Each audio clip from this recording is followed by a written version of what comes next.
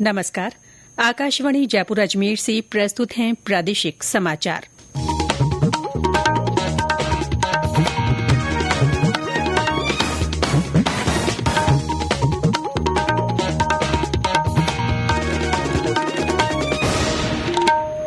समाचारों के साथ मैं रितिका गुप्ता।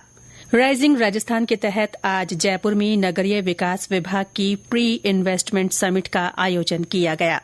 नगरीय विकास मंत्री झाबर सिंह खर्रा की अध्यक्षता में हुई इस समिट में निवेशकों के साथ राज्य सरकार ने 45,000 करोड़ रुपए से ज्यादा के निवेश करारों पर हस्ताक्षर किए।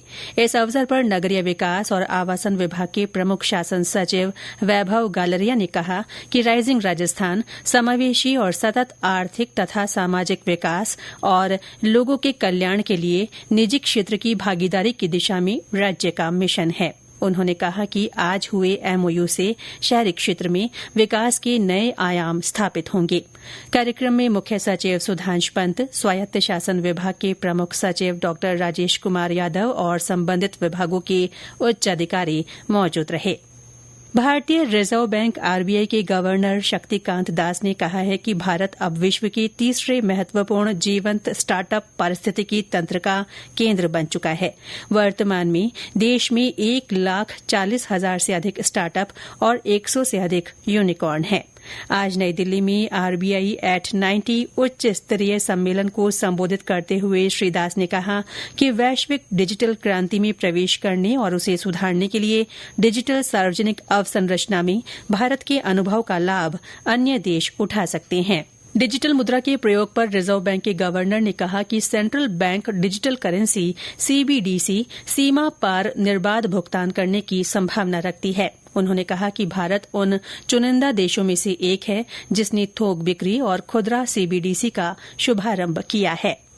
केंद्रीय संचार मंत्री ज्योतिरादित्य सिंधिया ने कहा है कि भारत ने मात्र 22 महीनों में सभी राज्यों और केंद्र शासित प्रदेशों में 80% आबादी तक 5G दूरसंचार सेवाएं पहुंचाई हैं।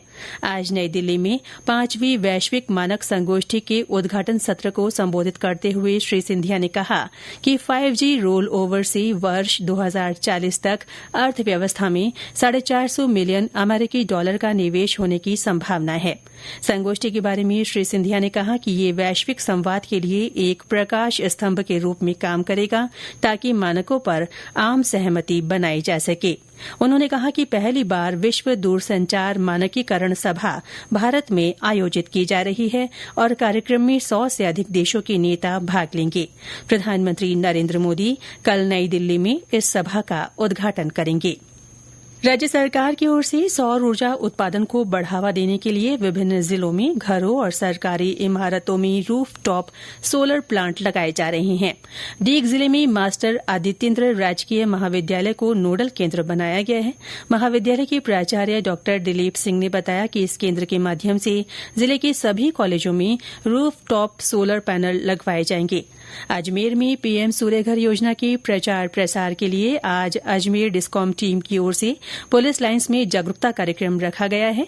इस कार्यक्रम में पुलिस अधिकारियों और कर्मचारियों को योजना के बारे में विस्तार से बताया जा रहा है। राजस्थान से पूर्व राज्यसभा सांसद ज्ञान प्रकाश पिलानिया का निधन हो गया है।